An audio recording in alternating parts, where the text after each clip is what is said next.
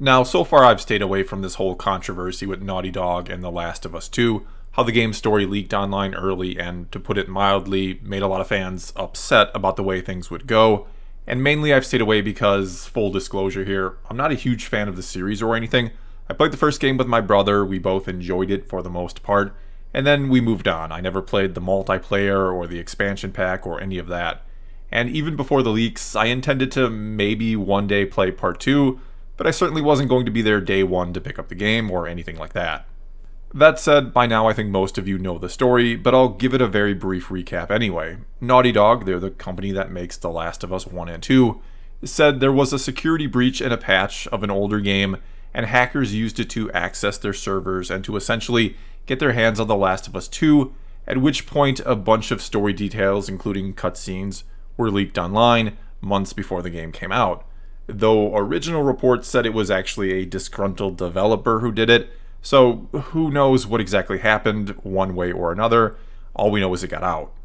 And when it did, as you would expect, a lot of people ran with the story. A lot of people made videos, wrote articles, tweeted about it, and so on.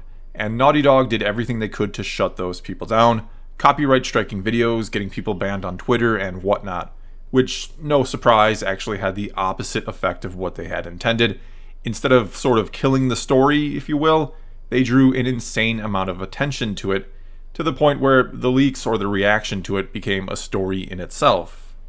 And look, to be completely fair here, if you're Naughty Dog and you just spent years and a huge amount of money developing a game, and the entire story leaks online early, you're going to probably panic and do everything and anything you can to put the genie back into the bottle. But this is the internet. They should have known that once it was out there, it's out there forever. There's nothing they could have done to stop it. And by going after people talking about it or disseminating the leaks, all they did was make those people want to keep talking about it instead of to stop. Again, all they did is make everything worse for themselves. And it certainly didn't help that the game's story itself was controversial, again, to put it mildly.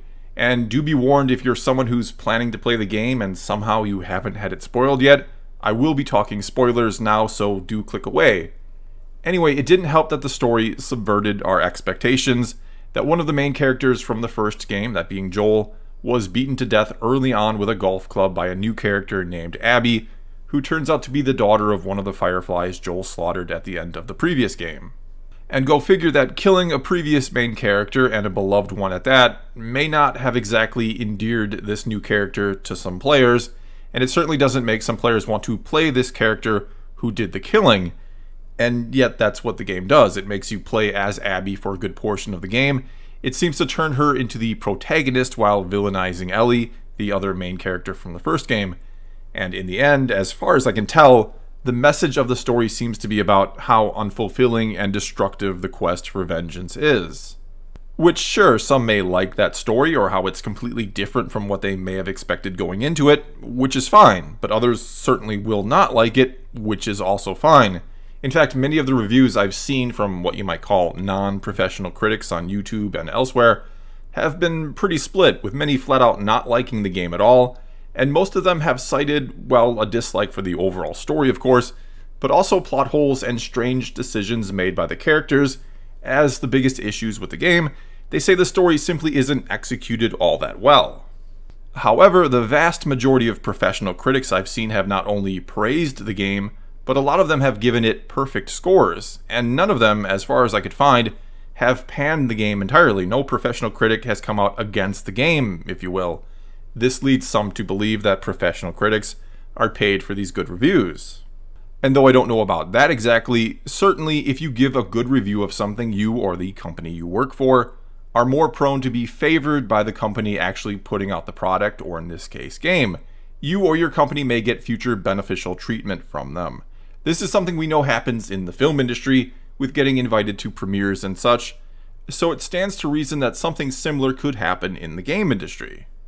And I'm not saying that's the case with every single professional critic, or even most, hopefully, that none of them have any integrity, but it's always strange to see such an odd divide between the fans, who almost always have nothing to gain from being either positive or negative towards something, and critics that may have something to gain from talking something up. And currently on Metacritic, there is a huge gap between the critic score and the user score.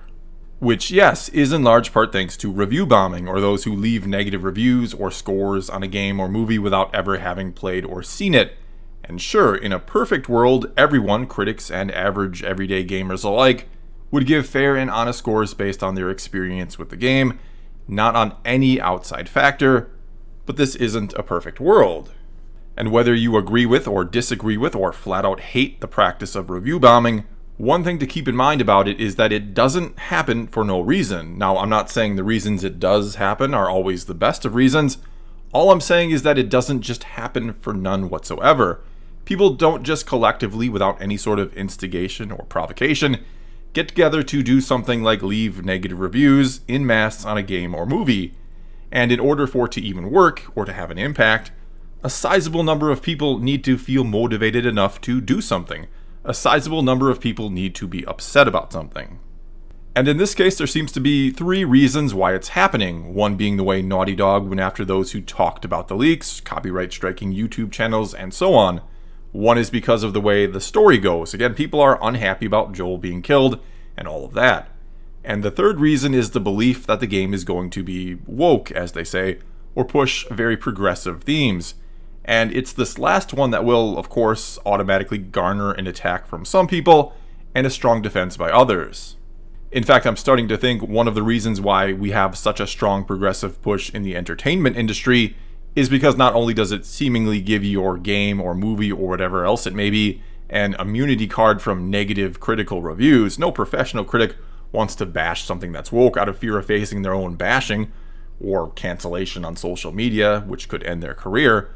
But when the fan base of that game or movie has an issue with your product, you'll draw allies that will come to your defense from beyond. People out of nowhere will swoop in and not only defend you and your game or movie, they'll go on the offensive for you, even though it comes from a franchise they otherwise didn't care about or maybe even know existed. I mean, I can't even tell you how many articles about Star Wars I read from people who defended the sequels from the toxic side of the fan base. And it's clear in their writing they know very little about Star Wars itself, yet they're going to make sweeping judgments about a large portion of the fan base and why they don't like the particular movies, even though in reality they know nothing about the franchise or the fan base. And though I kind of spoke in jest when I said entertainment companies embrace woke agendas to earn an immunity card, I honestly do think part of the reason why they do it now, why they go woke, is because of the pressure on them to embrace it. That movies, games, shows, or whatever else it may be that are not seen as diverse enough will be called out and attacked. Again, oftentimes by people that otherwise wouldn't care about these properties. And though I'm not trying to defend these companies, they should stick to their guns and create the products they genuinely want to create for the fans that they have amassed. They do find themselves in a bit of a no-win situation. If they don't go woke, they'll be attacked from the outside. And if they do, they'll be attacked by some from within. And though it might seem like an obvious choice here that you should cater to the fans that are actually spending money on your product, the fear of being canceled, of having that negative public image, seems more important than anything else these days. Not to mention you earn yourself those outside allies, though the ironic part is they're not really worth anything since in general they don't actually buy the product, they just want to see it used for their agenda. And I know this is about the time some will say or mention how art has always been influenced by the politics of the time it's created in, which in general is true. The difference now is that if you don't embrace it, and not only that, but if you don't present the correct message, your work will be attacked or seen as problematic. Nobody's art these days, none of these movies or games are talking about what's actually going on right now in our society in some sort of clever way that gets people to really think about or examine things. They're simply presenting their side and telling you how to think. And if you don't fall in line, if you don't agree with that message, you're deemed a part of the problem. And another issue with that is, especially today when it feels like we're bombarded with politics everywhere at all times, is that many people want to go to games and movies as a way to escape from that all. But when they do and they end up not liking something, maybe because there is a heavy-handed political message in the story, which is what they're trying to escape from, or maybe because they just don't like the story or its characters, an assumption gets made about the real reason why they didn't like it, and it's because they must flat out hate or be against the message that was trying to be conveyed, and trying to hide it by claiming they just don't like the game or movie for what it is. And what some people just can't seem to understand today or want to believe is that there's a difference between the rejection of a story and or its characters, even if those characters are quote-unquote diverse, and a rejection of the message that the story is trying to convey.